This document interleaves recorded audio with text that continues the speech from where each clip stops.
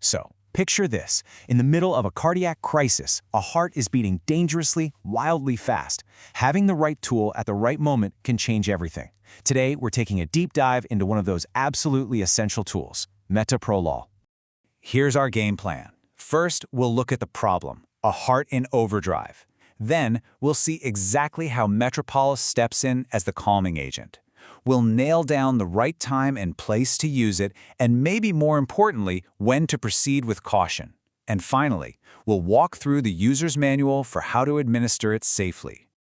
All right, let's kick things off by setting the stage. We need to really understand the specific problem that Metoprolol is built to solve. So what do you do when a heart is just beating completely out of control? We're talking about a condition called supraventricular tachydysrhythmia, which is a mouthful, I know. But basically, think of it as a short circuit in the heart's upper chambers. You've probably heard it called SVT, AFib, or atrial flutter. The heart is just racing, it's not pumping efficiently, and the situation can get life-threatening fast. That's the crisis we're facing. Okay, so how do you quiet down that electrical storm inside the heart? Well, this is where our solution comes in. Let's see how Metoprolol acts as the calming agent.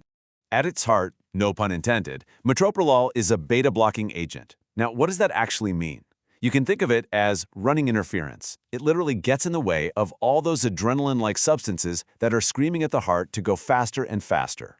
A great way to think about it is like a selective gatekeeper, or a bouncer at a club. It stands at the entrance to the heart's beta receptors and just calmly tells some of those frantic adrenaline signals, sorry, you can't come in right now. And that's what prevents the heart's whole electrical system from getting totally overwhelmed. So what's the result of this gatekeeping? Well, the effects are really clear and targeted. Metoprolol brings the heart rate down, it slows the speed of those electrical signals, it reduces the force of the heart's contractions, and ultimately it lowers the overall cardiac output. It's basically telling the heart to just slow down, take a deep breath, and get back to working efficiently. And what's really incredible is how quickly this stuff works. We're talking an onset of action in just 1 to 2 minutes, which, in an emergency, is everything. It hits its peak effect in about 20 minutes, and its calming influence can stick around for 6 to 8 hours.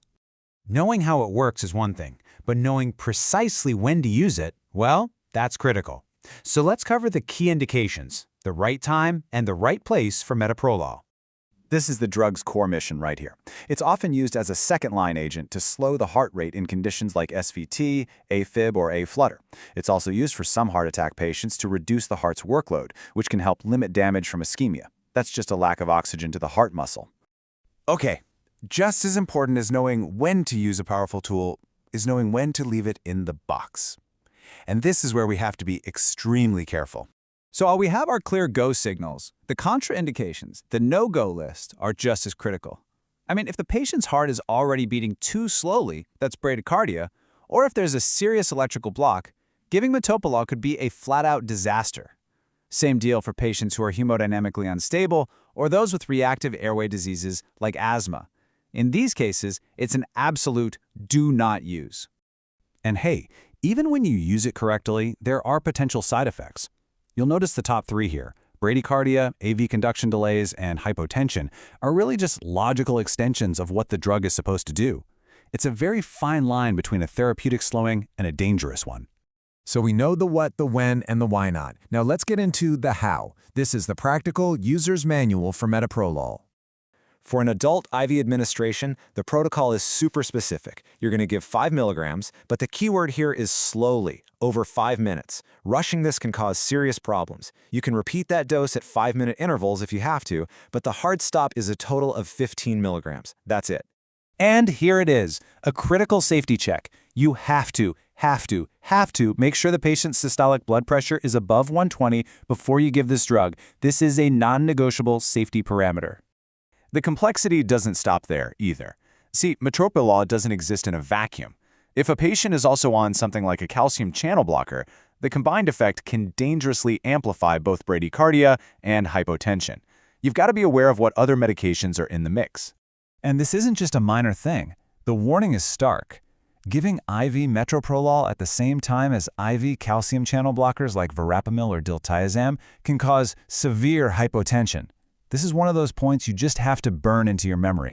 Finally, just a few special considerations to keep in mind.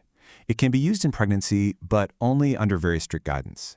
It can also make conditions like heart failure and asthma worse, which makes sense given its mechanism. And for diabetic patients, this is huge. Metoprolol can actually mask the telltale signs of hypoglycemia, like a rapid heart rate, which can be incredibly dangerous. So, we've seen that metoprolol is a fast-acting, powerful agent that can bring a heart back from the brink of total chaos. But it's also a drug that demands immense respect for its contraindications and its potential for harm. It really highlights that core principle of medicine, that constant balancing act between benefit and risk. So the question to reflect on is this: knowing both its incredible power and its serious pitfalls, how does this change your view of managing a cardiac crisis?